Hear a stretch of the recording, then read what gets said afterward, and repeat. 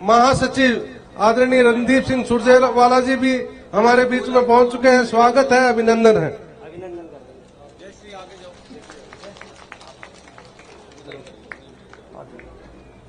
माननीय खड़गे जी का जोरदार शानदार तालियों के साथ आप अभिवादन कीजिए। हम खुशकिस्मत हैं कि हमारे बीच में राष्ट्रीय अध्यक्ष मौजूद हैं। मैं उनका बहुत अभिवादन करता हूं। साथ में हमारे इंचार्ज सुरजेवाला जी का भी बहुत स्वागत है। आज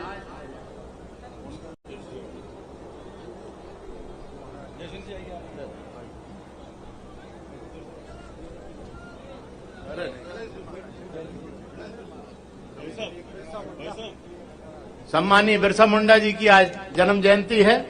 हमारे राष्ट्रीय अध्यक्ष जी उनके चरणों में पुष्पांजलि अर्पित कर रहे हैं।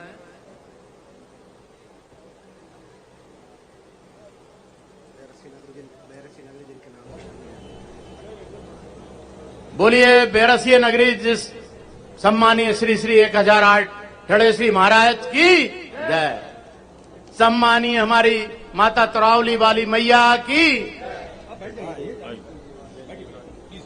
हम बहुत कृपापूर्वक अनुरोध करते हैं सम्मानीय सुरजेवाला साहब से कि वो हम सबको संबोधित करें। सम्मान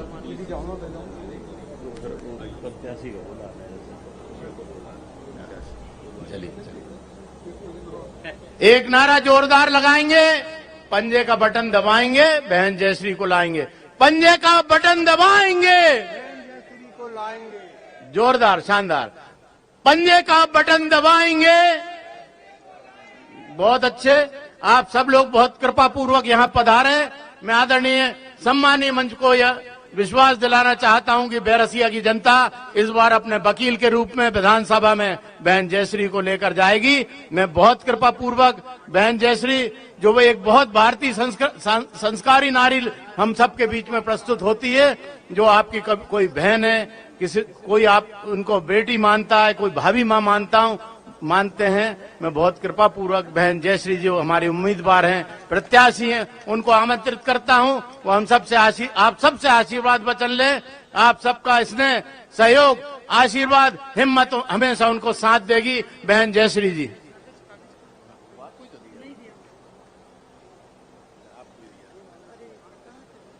वो इंदौरा जी के पास है। इंदौरा जी वो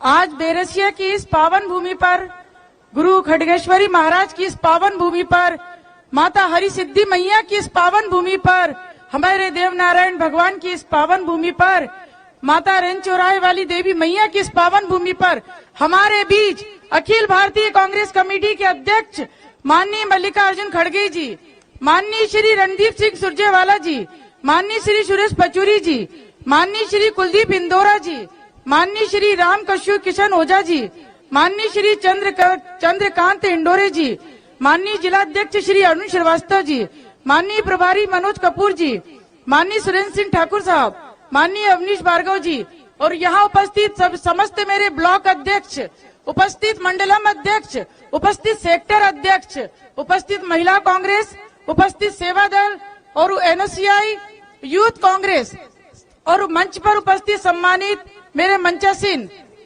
और यहाँ पर उपस्थित मेरी सभी देवतुल्य जनता जनार्दन, सभी को प्रणाम करती हूँ। साथियों, शुरुआत करूंगी बैरसिया के 10 सालों के विकास की।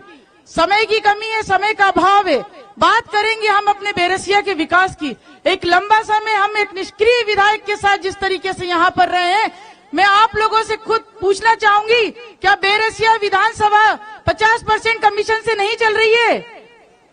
आप बताइए। एक भी विभाग बता दो जहां बिना लिए दिए काम नहीं होता। ये विष्णु खत्री जैसा विधायक जिसने गांव गांव दलाल पैदा कर दिए, पूरे बैरसिया विधानसभा में इतना भ्रष्टाचार, इतना कमीशन खोरी, इतनी रिश्वत खोरी किसी विधानसभा में कभी देखने को नहीं मिली है। अगर पिता की जमीन पर पुत्र के नाम पर नामांतरण होती है तो बिना पैसे के काम नहीं होता है। साथियों, हाथ उठाकर बताइए, कोई भी व्यक्ति बिना नामांतरण के काम होता है? पटवारी आपका बिना नामांतरण, बिना काम पैसे लिए दिए काम कर रहा है। बिजली विभाग के गलत केसेस मेरे बेचारे गरीब भाइयों पर लगाए जा रहे हैं, किसान भाइयों को परेशान किया जा रहा है। बैरसिया विधानसभा को पूरा खोखला कर डाला है। जगह जगह दलाली, कमीशन खोरी की सरकार को हटाने का समय आ गया है और विष्णु खत्री जैसा विष्णु खतरा को हटाने का समय आ गया है। प्रमाण पत्र बनाने जाते हैं साथियों, कमीशन फिक्स कर दिया गया है, बिल्कुल हर बात तय है। बगैर पैसे के डीपी नहीं लगती। डीपी लगाने के लिए गांव वालों को परेशान करा जाता है। बैरसिया विधानसभा अंधेरे में पड़ा है। जगह जगह कहीं भी चले जाओ रोड नहीं है, ढूंढना पड़ता है गड्ढे में गाड़ी डालना, कौन सा छोटा गड्ढा है कौन सा बड़ा गड्ढा है। इतने बुरे हालात हमारे बैरसिया विधानसभा के कर दिए हैं। नल जल योजना में भारी भ्रष्टाचार है। मैं अपने सभी माननीय नेताओं को बताना चाहूंगी, आज बैरसिया विधानसभा जो राजधानी की विधानसभा है, हालात ऐसे हैं, 2-2 किलोमीटर से मेरी बहनें पानी लेकर के आती है सर पर रखकर। ट्रैक्टर ट्राली से पानी पहुंचता है हमारे जानवरों के लिए। पानी की इतनी अव्यवस्था क्योंकि नल जल के सूखे पाइप और भारी भ्रष्टाचार बैरसिया विधानसभा में किया गया है।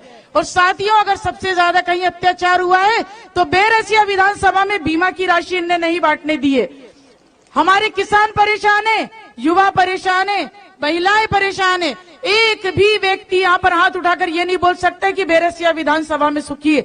और सबसे ज्यादा अगर कोई परेशान है तो मेरे सरपंच परेशान है, जिनने चुनाव लड़ा। कहीं ना कहीं वो सहन कर रहे हैं ये 50% वाले विष्णु खत्री को। सरपंच निधि मांगने जाते हैं तो पहले 50% विष्णु खत्री के पास पहुंचता है। मैं साथियों कहना चाहूंगी, अन्याय का दौर खत्म हुआ। पूरे मध्य प्रदेश में कांग्रेस की लहर है। जनता कांग्रेस को चाहती है, जनता कांग्रेस को याद कर रही है साथियों, और कांग्रेस की सरकार बन रही है। और आपकी ये भारी तादाद मेरे भाइयों बता रही है कि कांग्रेस कम से कम 50,000 से ऊपर से यहां से जीत रही है। और मैं आप सब लोगों को बैरसिया के लिए कुछ कुछ खास बातें बताना चाहूंगी जो कि बहुत महत्वपूर्ण है। हमारे बैरसिया को सबसे ज्यादा अगर किसी चीज की जरूरत है तो रोड का। मैं वचनबद्ध हूं कि गांव गांव रोड बनाऊंगी। मैं वचनबद्ध हूं, मेरी माताओं बहनों को सर पे मटका रख करके 2 किलोमीटर जाने नहीं दूंगी। मैं वचनबद्ध हूं कि मेरे सरपंचों को जो कांग्रेस के सरकार में जो अधिकार मिलते थे वो अधिकार दूंगी और गांव गांव का विकास कराऊंगी। मैं इस चीज के लिए वचनबद्ध हूं। और मैं वचनबद्ध हूं कि मेरी बेटियों, अगर मेरी आवाज जा रही हो, इतने साल राज करने के बाद शर्म नहीं आती इनको बीजेपी वालों को कि एक गर्ल्स कॉलेज भी हमारे बैरसिया विधानसभा में नहीं है। मैं अपनी बेटियों के लिए गर्ल्स कॉलेज खुलवाऊंगी। यहाँ पर हमेशा युवा वर्ग, युवा साथियों का जोश देख रहे हैं भारी संख्या में, लेकिन कहीं भी हमारे यहाँ इंडोर और आउटडोर स्टेडियम नहीं है। हमारे बच्चों के लिए हम इंडोर और आउटडोर स्टेडियम लेकर के आएंगे। और मैं, हमारे देव नारायण भगवान की कृपा बैरसिया विधानसभा पे खूब है और हमें भी बहुत बहुत उनका आशीर्वाद मिला है। तो जो हमारी परिक्रमा की जाती है, माननीय राजा साहब जी ने करी थी परिक्रमा, बहुत बुरी स्थिति है। इतना बड़ा देव स्थान होने के बाद उस स्थान को बनाया नहीं गया। तो मैं वचन देती हूँ कि देव नारायण भगवान की जहाँ से परिक्रमा होती है उस रोड को हम बनवाएंगे। जगह जगह पानी की व्यवस्था वहाँ करवाएंगे। हमारी हरसिद्धि मैया, जिनके दर्शन करने के लिए दूर दूर से लोग आते हैं, वहाँ भी निर्माण कार्य कराया जाएगा, विकास के कार्य कराए जाएंगे साथियों। तो मैं आपको यही कहना चाहती हूँ कि आज भाई दूज का दिन है साथियों। और आपकी बहन, आप बहन मानते हैं मुझे, कोई भाभी बोलता है, कोई बेटी बोलता है। आपकी बहन भाई दूज के अवसर पर आपसे हाथ फैलाकर मदद मांग रही है कि आप मेरी मदद करिए। अपनी बहन को, अपनी बेटी को, अपनी बहू को एक बार अवसर दीजिए। जय श्री हरिकरण आपके बीच कभी विधायक के रूप में नहीं पहुंचेगी। हमेशा आपने जिस तरीके 20 साल से मेरे संघर्ष में मुझे किसी ने बहन बोला, किसी ने बेटी बोला, किसी ने भाई भाभी बोला, किसी ने बहू बोला, हमेशा उसी रिश्ते का मान सम्मान रखूंगी और हमेशा जनता के सेवक के रूप में आपके समक्ष रहूंगी। और बैरसिया विधानसभा कांग्रेस यहाँ से विजय होती है। विधानसभा में हर एक मुद्दे, हर एक परेशानियां आप लोगों की लेकर के जाऊंगी। मैं आप सबसे यही प्रार्थना करती हूँ, आने वाली 17 तारीख को विष्णु खतरा, जो बैरसिया विधानसभा में विष्णु खतरा के नाम से पहचान रहा है, इस खतरा को आने वाली 17 तारीख को आप सब लोग भारी बहुमत के साथ कांग्रेस पार्टी मशीन पर भी 1 नंबर पर है। आप सब मदद करिए। जय श्री हरिकरण। आपकी बहन को एक बार मौका दीजिए। धन्यवाद। जय हिंद, जय भारत, जय कांग्रेस।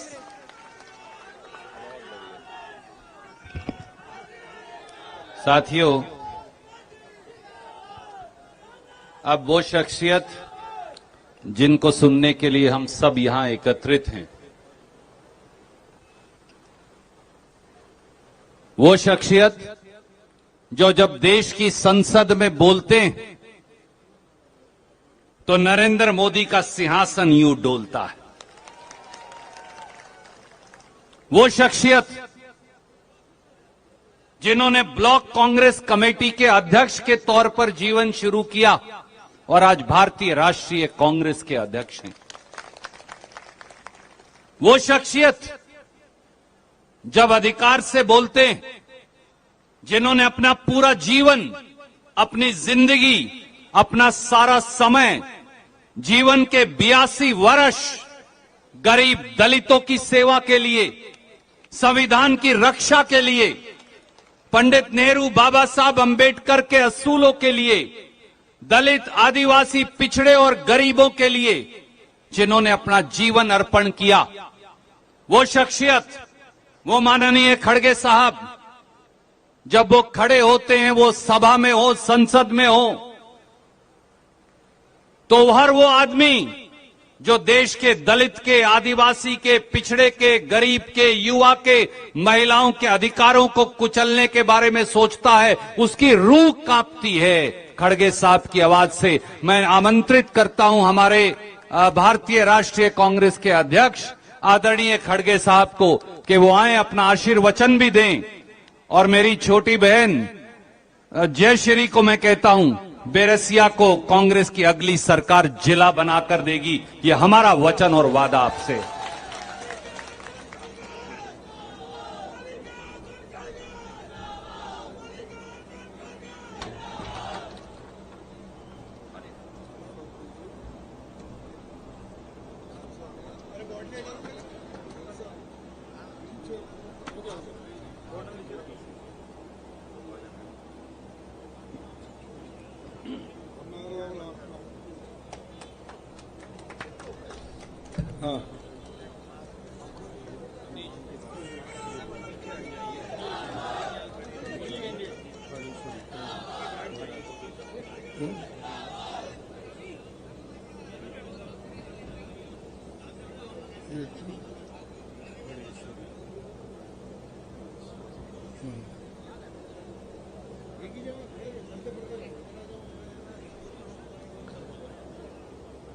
इस मंच पर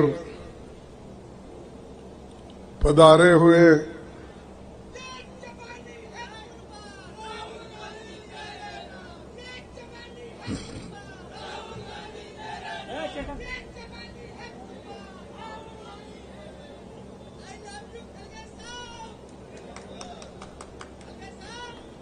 इस मंच पर पधारे हुए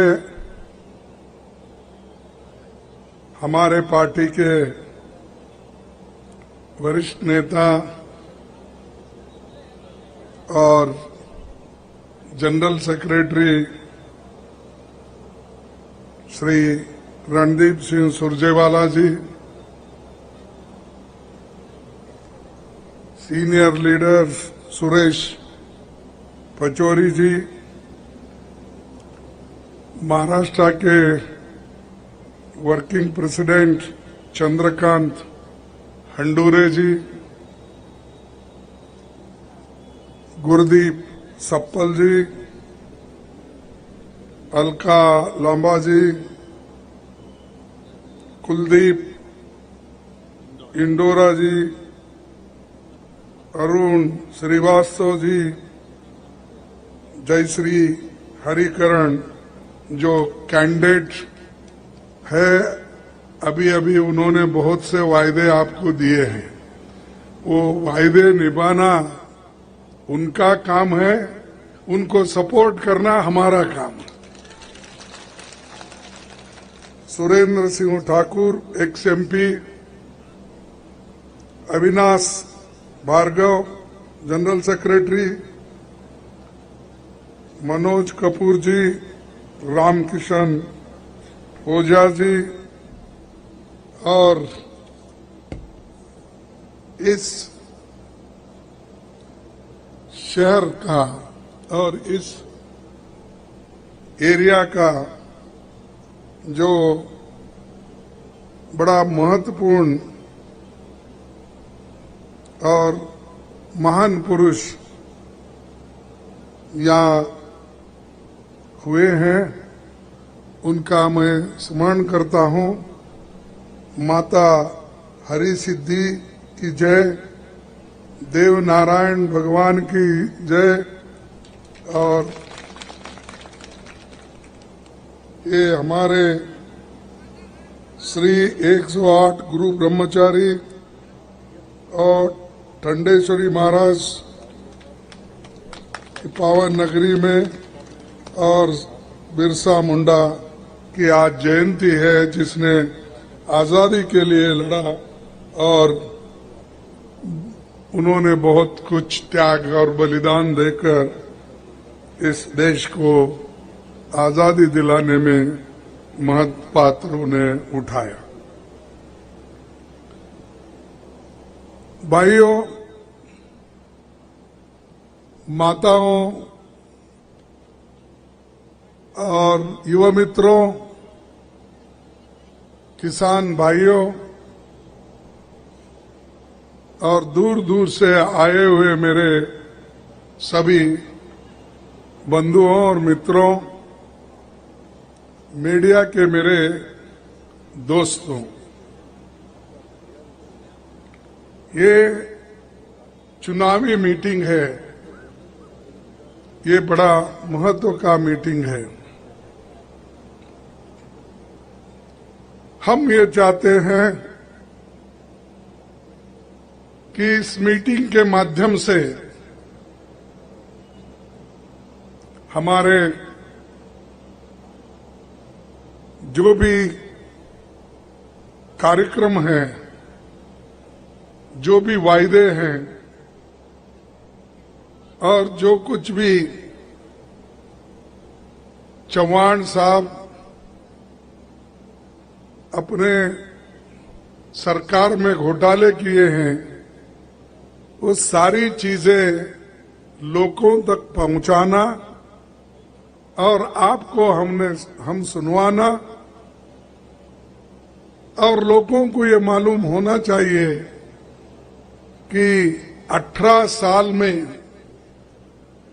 बीजेपी सरकार क्या की।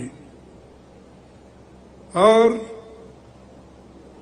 मोदी जी तो इतना टूर कर रहे हैं, शायद वो खुद ही एमएलए कैंडिडेट दिख रहे हैं। अरे भाई, इस देश का प्रधानमंत्री बनाने के लिए तुमको भेजा है और तुम प्रधानमंत्री हो, वो सब छोड़ के हर गली गली फिर रहे, कहीं रास्ते पे रैली निकाल रहे, कहीं छोटे मोटे गांव में जाके भी भाषण कर रहे हैं। पहले तो आपको जो रिस्पॉन्सिबिलिटी मिली है, यानी आपको जो काम दिया गया है, वो ठीक करो, फिर बाद में हर जगह घूमते जाओ। अपना घर ही उन्होंने ठीक नहीं रखा, लेकिन सब तरफ घूमते रहते हो। और इस देश में आज जो लोकतंत्र बचा है, आज जो संविधान बचा है, वो सिर्फ कांग्रेस के वजह से बचा है, मोदी के वजह से नहीं। मोदी तो आके परसों अब आरएसएस वाले और बीजेपी वाले उनको उनके भाषण पे उनको लीडर बनाया। क्या देखकर बनाया मुझे तो मालूम नहीं, लेकिन देश के लिए तो कुछ नहीं किया उन्होंने। और हमको पूछते हैं कांग्रेस वालों ने क्या किया। अरे कांग्रेस वालों ने तो ये किया, आजादी के बाद इस देश में एक सुई नहीं बनती थी, एक सुई नहीं बनती थी, एक नट बोल्ट नहीं बनता था। ऐसे जगह हमने रॉकेट तैयार करके भेज दिया।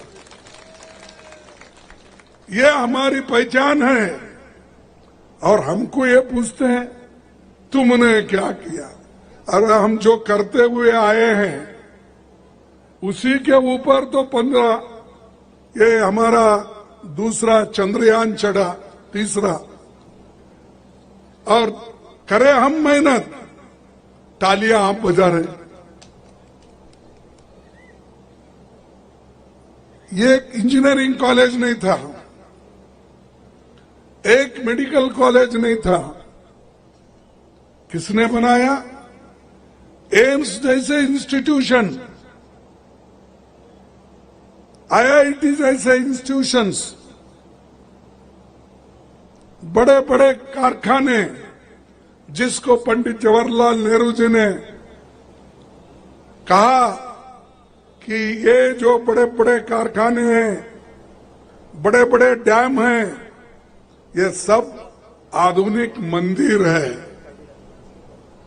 और आंतरिक मंदिर हमने बनाया, इसीलिए तो आज लोगों को पेट भर खाना मिल रहा है। क्या भाखरा डैम आपने बनाया?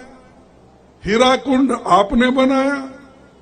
नर्मदा का भी फाउंडेशन हमने डाला, आधा काम हमने किया। तुम वहां पर हमारे नेता, जिनको आप चाहते ही नहीं, फिर भी लोगों को दिखाने के लिए वल्लभ भाई पटेल का बड़ा एक स्टैचू किया, लेकिन हमने डैम बनाकर बाकी का काम जो भी सरकार आते करा के वहां पर दिया, ये भी हमने किया। और लोगों को पानी देने का, स्कूल खोलने का, कॉलेज खोलने का, ये बड़ी बड़ी चीजें हमने की। फिर भी हमको पूछते हैं वो, आपने क्या किया? कांग्रेस ने क्या किया? अरे हमने जो करना था वो करके दिखाया, इसीलिए तो इस जमहूरियत में तुमको प्रधानमंत्री बनाया। या हमारे गरीब के वोटों से, या हमारे माताओं के वोटों से। और ये वोट का अधिकार मिला किसके वजह से मिला? पंडित जवाहरलाल नेहरू जी और डॉक्टर बाबा साहब अम्बेडकर के वजह से मिला। अगर तुम्हारे हाथ में हुकूमत होती तो आपने मनुशास्त्र लाते थे और सबको बोलते थे, दलितों को तुम गांव में मत आओ, पानी मत पियो, पेंसिल मत पकड़ो, कागज हाथ में मत लो, गांव के अंदर से मत चलो। ये कानून आपका था। इस कानून को तोड़ने वाले जवाहरलाल नेहरू और बाबा साहब अम्बेडकर, इन्होंने एक ढांचा बनाया। अरे हम तो इंसानियत और लोगों में एक जोश और गुलामी की जंजीरें तोड़ दिए। बैकवर्ड क्लास को, शेड्यूल कास्ट को और आदिवासियों को, सबको, छोटे मोटे व्यापारियों को सब कुछ फायदा हो रहा है, किसानों को। ये सब हमारी देन है। 18 साल में तुम क्या किया? व्यापम घोटाला किया है, नहीं? सही है, व्यापम घोटाला किया। और क्या किया कि जो पर्चे लिखते हैं बच्चे एग्जामिनेशन के, वो लीक कर दिए नहीं। तो ये जो है उनकी देन है। और ये बीजेपी सरकार तो कहती है कि हम जो इस देश में सुख और समृद्धि लाएंगे, सबका विकास होगा, सबका क्या है, एक है ना कहना, सबका विकास क्या है, सबका साथ, सबका विकास, गरीबों का सत्यानाश। यही किया ना। कैसा आज किसान, उसके ऊपर कम से कम 25,000 रुपए का टैक्स लगा है। 25,000 किसानों के ऊपर टैक्स। आप पूछेंगे कैसा? देखिए, डीजल हमारे जमाने में 56 रुपए था नहीं था, अब 95 रुपीस हो गया, 97 आपके पास, और भी ज्यादा। देखो कितना खुश है वो मोदी कि एक जगह 95, एक जगह 97, कहीं 100 रुपए। तो ये गरीबों के भलाई के लिए चौहान और मोदी कर रहे हैं। खेती पर जीएसटी कोई नहीं लगाया, खेती पर टैक्स पहले। आज फर्टिलाइजर 5% है नहीं, दूसरा ट्रैक्टर पर 12%, पेस्टिसाइड पर 18% और यूरिया पर पहले 40,000 करोड़ रुपए सब्सिडी सेंट्रल गवर्नमेंट खोलती थी। अब वो कम करके ऐसा एक वातावरण बनाया, जब सब्सिडी के पैसे कम होते हैं उतना ही यूरिया महंगा होता है, मिलता नहीं। और ये बोलते किसान भाइयों, आपका जो है मैं दुप्पट कर दूंगा आमदनी, किसान की आमदनी मैं दुप्पट कर दूंगा। ये कहा क्या नहीं? तो 2 गुना, अच्छा 2 गुना, दुप्पट बोलते 2 गुना, चलो। लेकिन ये यूरिया के बैग 5 किलो कम किया और इसमें चोरी की, उसकी कीमत उतनी रखी लेकिन क्वांटिटी कम कर दिए।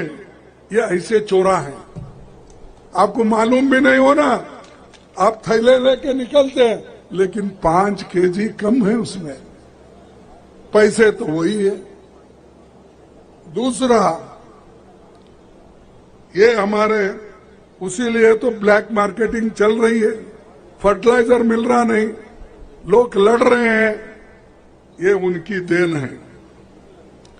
डीएपी की कीमतें बढ़ाई, पहले 1075 था, अब बढ़कर 1350 हो गया।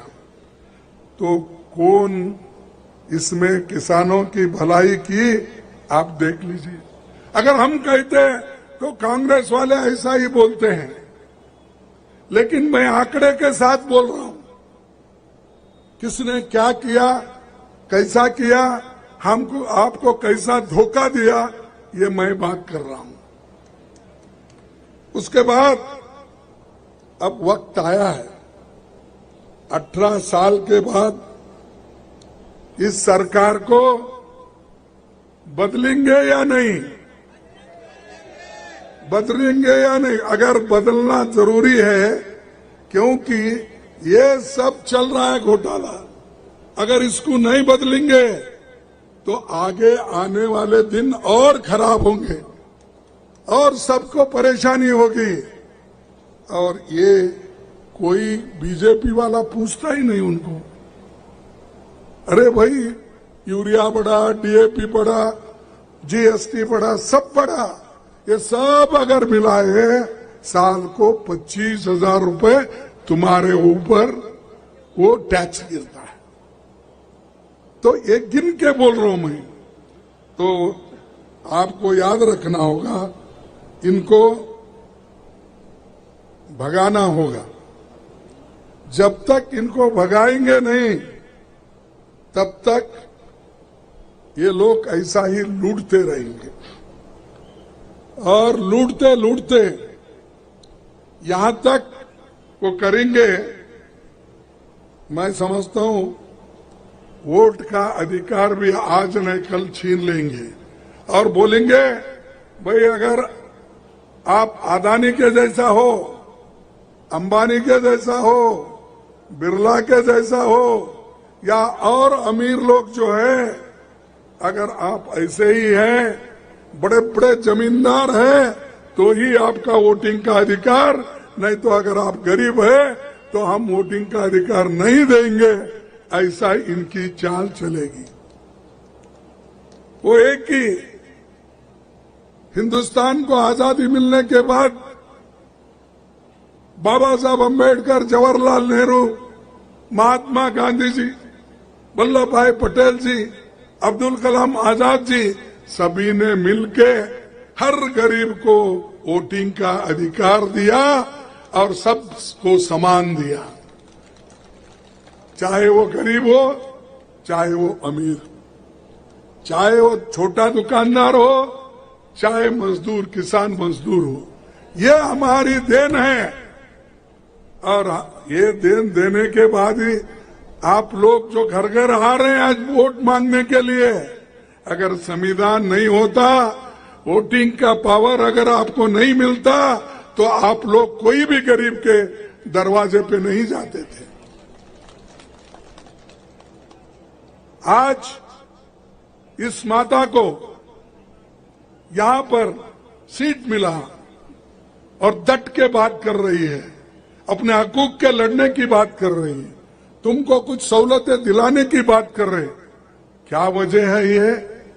पहले तो तुमको कोई सुनता नहीं था, आज एक एमएलए के नाते वो इस उम्मीदवार बोल के ठहर के तुम्हारे जितने भी तकलीफात है वो सब वो खुद ही उसको निकालने का महसूस, वो मदद करने की बात उन्होंने कही। ये है हमारा देन।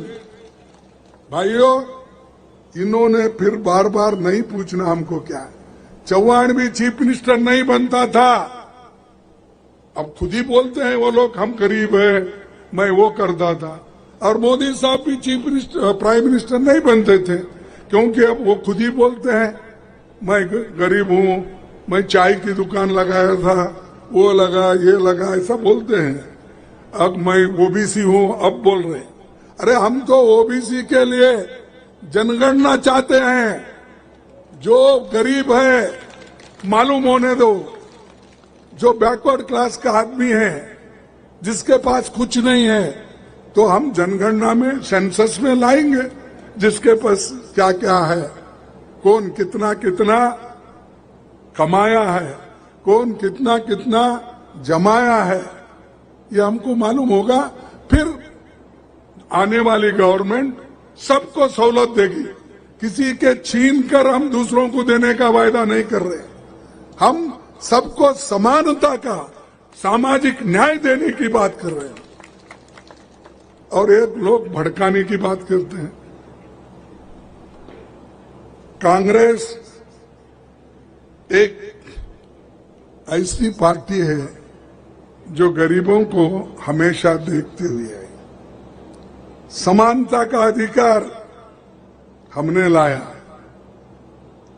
फूड सिक्योरिटी, भोजन का अधिकार हमने दिया, शिक्षा का अधिकार हमने दिया, आदिवासियों को वन अधिकार हमने दिया, रोजगार का अधिकार, नरेगा जैसा स्कीम हमने दिया।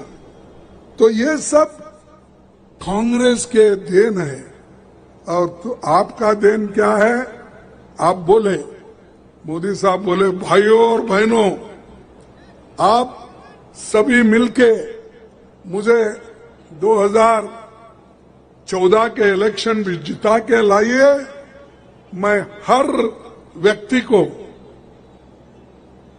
उनके जेब में जो विदेश में काला धन है वो लाकर हर एक को 15-15 लाख। तो आपको मिला 15 लाख।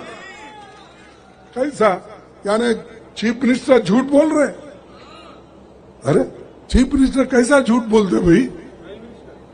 सॉरी, प्राइम मिनिस्टर कैसा झूठ बोलते?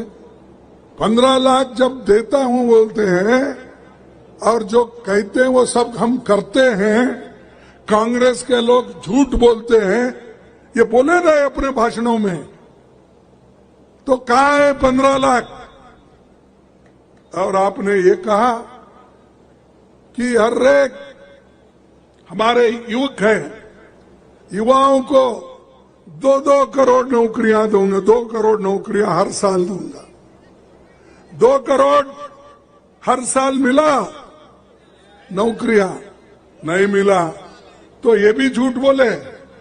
अच्छा, तीसरा, किसानों की आमदनी डबल करने का, 2 गुना करने का कहा, वो हो गया?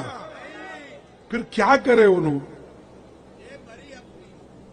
नहीं, कांग्रेस को गालियां देने वाले, और वो ये कह रहे थे कांग्रेस के लोग मेरे को रोज 1 कुंटल गालियां देते हैं।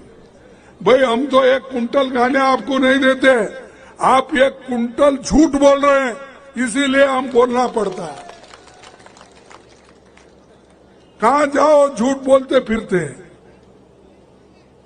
उसी तरह किसानों का देखिए, यूरिया, डीएपी, ये सारी चीजें महंगे करके किसान भाइयों को मैं उनका विकास करूंगा। अरे आपके पास अगर विकास करने की ताकत नहीं है, हम आपको 2024 में बाहर गद्दी से निकाल देंगे। और इस वक्त इस चुनाव में 17 तारीख है ना, वोटिंग कहाँ है? 17। तो 17 तारीख को ये महाशय तो जाएंगे, उनके पीछे फिर वो मोदी जी बोल के जप करना पड़ता है इनको। अभी भी उन्होंने उनको निकाल दिया है, आप देखे होंगे उनको फोटो सबसे छोटी रहती है। सबसे बड़ा फोटो किसका? मोदी का। बाकी के लोगों का बहुत से स्कीम मैं लाता हूं, वो लाया हूं, ये कब 18 साल के बाद आपको अब याद आ गया? जब लोग आपका पीछा करे, आप जो झूठ बोल रहे हैं उसके लिए उन्होंने जो लोगों के सामने लाया, तब लोगों को भ्रमित रखने के लिए, लोगों को दिखाने के लिए ये माता और बहनों को मैं इतने पैसे दिया। और हमने जो मैनिफेस्टो लाया, तो ये मैनिफेस्टो हमारा है। तो वो देख लिए उन्होंने, वो देख के उसकी कॉपी कर दी। हम कहे महिलाओं को हमारी सरकार 1,500 रुपए प्रति माह देंगी, हर महीना ये देने का हमारा वायदा है। 500 रुपए में गैस सिलेंडर कांग्रेस सरकार देंगी। 100 यूनिट बिजली बिल माफ, 200 यूनिट का हाफ। किसानों का कर्ज पहले भी कमलनाथ जब थे थोड़ा माफ कर दिया, अब किसानों का कर्ज भी माफ। तो कर्मचारियों के लिए पुरानी पेंशन बहाल, किसानों का 5 हॉर्स पावर बिजली बिल माफ, सिंचाई के पुराने बिल भी माफ,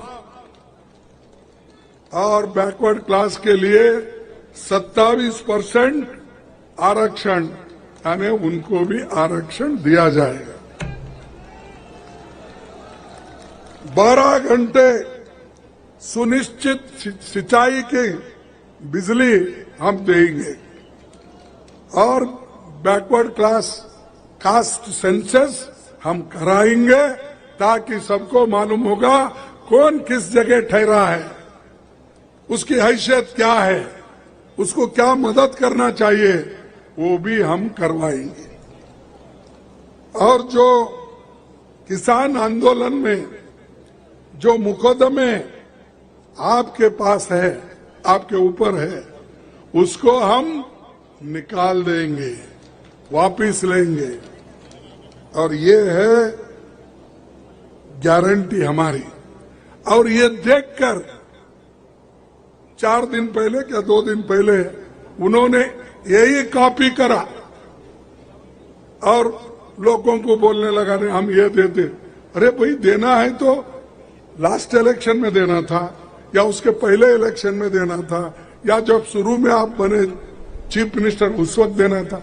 जब हम निकाले हमारा मैनिफेस्टो तब उनका आया, यानी हमारी कॉपी कर रहे हो। अगर तुम्हारे पास असलियत है, आपका प्रणाल के निकालो, मैनिफेस्टो निकालो, देना था, वो नहीं दे रहे। तो इसीलिए हमको ऐसी सरकार नहीं चाहिए। गरीबों की जो उद्धार करने वाले, कल्याण करने वाले की सरकार हमको होना है। और ये बाकी का तो मैं नहीं कहता, क्योंकि ज्यादा से ज्यादा इतने घोटाले जो हुए हैं, हमारी सरकार आने के बाद उन घोटालों को उसकी इंक्वायरी करेंगे। अगर हम इंक्वायरी नहीं करेंगे, ऐसा ही छोड़ देंगे, तो फिर दूसरा करेगा ऐसा ही। जो किया है उसको जरूर शिक्षा मिलना चाहिए। और ऐसा ही गुमराह करके अगर वो चलते रहेंगे, व्यापन घोटाला, पेपर लीक घोटाला, इतने घोटाले, वो मंदिर, एक मंदिर दुरुस्ती का, महाकाल मंदिर, अरे भाई उसमें भी नहीं छोड़े उन्होंने। मैं सुना आपके पास 50% कमीशन। कर्नाटक में हमारे पास एक सरकार थी बीजेपी की, वो 40% वाली थी, ये 50% वाली है, उससे 10% आगे। तो आप ही सोचिए, इनको निकालना या रखना, बोलिए आप। निकालना, सब हाथ उठाइए निकालने वाले। मुझे खुशी हो गई, आप में इतनी ताकत है, आप जरूर चौहान के सरकार को उखाड़ फेंक देंगे। और मोदी साहब क्या कर रहे हैं, बड़े बड़े कारखाने बेच रहे। जो हमने बनाया, जवाहरलाल नेहरू जी ने बनाया, वो सब एक एक करके एयरपोर्ट, पोर्ट, सड़क और कंपनियां जो घाटे में नहीं है, वो भी बेच के खा रहे हैं। और ये कहते हैं नेहरू जी का जिक्र भी नहीं करते उन्हें। अरे जो आदमी इस देश के लिए 14 साल जेल में रहा और बड़े बड़े कारखाने उन्होंने खड़ा किया, पानी के लिए बड़े बड़े डैम बनाए, लोगों को जब खाना नहीं मिलता था तो बड़े डैम बनाकर इस देश में एक दाना गेहूं नहीं मिलता था, सब लोगों को आज चावल ये ऐसी बनाने की ग्रीन रेवोल्यूशन, हरी क्रांति, हमारी माता जो इंदिरा गांधी जी, लाल बहादुर शास्त्री जी, नेहरू जी, इन्होंने बनाया। तब पेट भर खाना अब सबको मिल रहा है। वही उसमें से 5 केजी मैं देता हूं भाइयों, 5 साल तक मैं बढ़ा दिया। कहां से लाए भाई चावल, कहां से लाए गेहूं? सब हमने हरी क्रांति, सफेद क्रांति दूध का हम किए, और हमारे दूध पीकर ये बड़े हो गए और हमको ही बोलते क्या अमूल उन्होंने बनाया? कौन बनाया? हमने बनाया।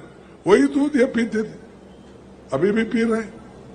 तुम्हारा क्या निशाना है बताओ? भाई ये करे हम वो करे।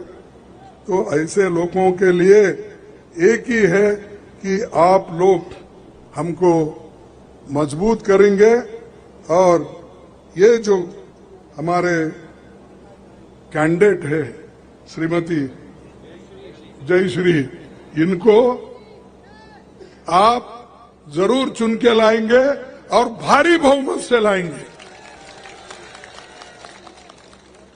तब क्या होगा, चौहान को खुद शर्म आएगी, अरे भाई मैं इतना बदनाम हो गया हूं, एक सामान्य महिला को लोग इतना बहुमत दे रहे हैं, कुछ ना कुछ मेरी गलती है, तब वो महसूस करेगा।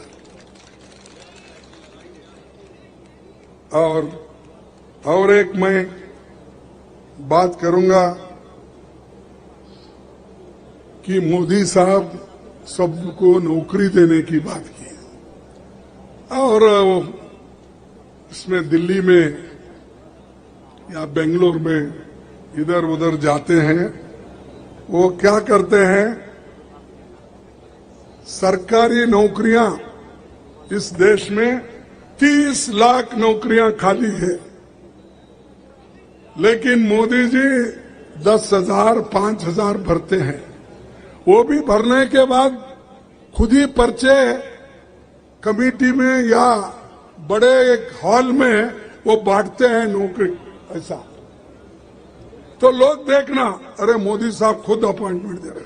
अरे भाई अपॉइंटमेंट देने तुम्हारा काम नहीं है, कोई भी क्लर्क करता है, पोस्ट से जाता है, तुम क्यों तकलीफ उठा रहे हो वो पेपर देकर। और भरना है तो 30 लाख भरो, शेड्यूल कास्ट को रिजर्वेशन मिलता, शेड्यूल ट्राइब को रिजर्वेशन मिलता, बैकवर्ड क्लास को रिजर्वेशन मिलता, वो नहीं भर रहे। गरीबों को रोजी रोटी मिलता नहीं, तुमने उनको कॉन्ट्रैक्ट लेबर बनाया, डेली वेजेस पे रखा, क्योंकि उनको प्रोविडेंट फंड नहीं मिलना, उनको ईएसआई फैसिलिटी नहीं मिलना, उनको जो हॉलिडेज के नहीं मिलना, उनको गरीबों को कोई सुख और समृद्धि से वो वंचित रहे। ये तुम्हारा काम है और बात बड़े बड़े करते हो।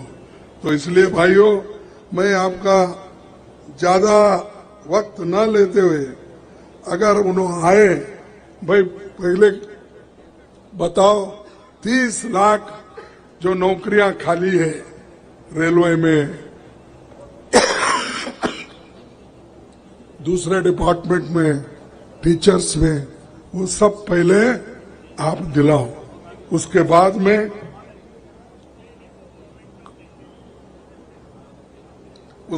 में बात करो, ये आप कहना चाहिए। तो ये मेरी चंद बातें थी। और हम जब हुकूमत में आते हैं, हम काम करते हैं, तो ये लोग काम करने वाले भी नहीं हैं और लोगों को सताने वाले हैं और लोगों का दिशाभूल करने वाले हैं। इसीलिए फिर एक बार मैं आप सभी से विनती करूंगा, कांग्रेस को वोट दो, हाथ को वोट दो।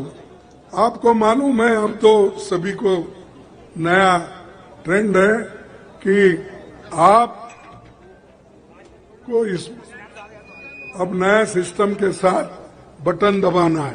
पहले हम बोलते थे, जब मैं पहली बार इलेक्शन में ठहरा हुआ था 72 में, तो उस वक्त बोलते थे हम, न जात न पात, बटन दबाओ हाथ पर बोल के। अब ये भी न जात न पात, बटन दबाओ हाथ के निशान पर। और हमारे माता को चुन के लाओ और भारी मोहब्बत से हम सब पार्टी के लोग आप उनके साथ हैं और आपके साथ हैं। धन्यवाद। और एक मैं स्लोगन दूंगा, आप भी मेरा साथ देना चाहिए। और एक स्लोगन से मैं अंत करता हूं, जय हिंद। अरे क्या भाई, अभी हम तो दूर से आए, हमारे को अभी नाश्ता नहीं मिला, लेकिन नाश्ता करके आप आए होंगे। जय हिंद, जय हिंद, जय हिंद, जय कांग्रेस, जय कांग्रेस, जय कांग्रेस। सबको धन्यवाद, नमस्कार, थैंक यू। हेलो, आदरणीय खड़गे जी का आप सबकी ओर से, बैरसिया के कांग्रेस परिवार की ओर से, आप सबकी ओर से यह अभिवादन स्वीकार करें। आदरणीय माननीय खड़गे साहब, मैं खड़गे साहब को एक बात और बताना चाहता हूं इस मंच के माध्यम से कि बहन जयश्री के अतिरिक्त 5 प्रतियोगी और थे जो टिकट की लाइन में थे। भाई राम मेहर, भाई विनय मेहर, भाई मिश्री लाल जी, भाई प्रभु लाल जी, राम कन्हैया जी, वो सारे लोग यहाँ पर मौजूद हैं और पूरे तन मन धन से सभी लोग मिलकर बहन जयश्री को जिताने के लिए कृत संकल्पित हैं।